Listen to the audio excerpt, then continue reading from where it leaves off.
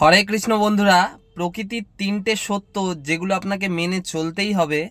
আপনি যদি আপনার ফুলের বাগানে কিছুদিন চাষ করা বন্ধ করে দেন, সেটি অটোমেটিকলি আগাছা কিংবা জঙ্গলে পরিণত হবে। সেরকম ভালো মস্তিষ্কে যখন আপনি ভালো চিন্তা বন্ধ করে দেবেন, সেটি অটোমেটিকলি দুশ্চিন্তা কিংবা নোংরা চিন্তায় আমাদের সেটা পরিণত করবে।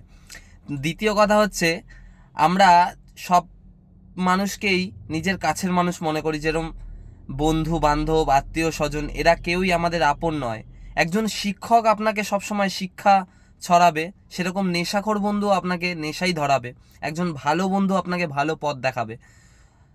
এগুলোই হচ্ছে বাস্তব। এবং তৃতীয় কথা হচ্ছে, আপনি যদি আপনার নিন্দা নিজে সহ্য করতে না পারেন, সেই ব্যক্তিকে ভুলভাল বলে ফেলেন, তাহলে আপনিও ওই ব্যক্তির মধ্যেই পড়ছেন। তো যে আপনার সম্বন্ধে নিন্দা করছে, সেটা হজম করতে শিখুন। কারণ আমরা যদি নিজেদের খাবার হজম না করতে পারি, সেটা রোগে পরিণত হবে। আর আমাদের পয়সা যদি আমরা খরচা না করি, জমিয়ে রাখি, সেটা অহংকারে পরিণত হবে। তো এই বাস্তব কথাগুলো আপনাকে মেনে চলতেই হবে। ভালো থাকবেন সবাই। ঠাকুরের কৃপায়। হরে কৃষ্ণ।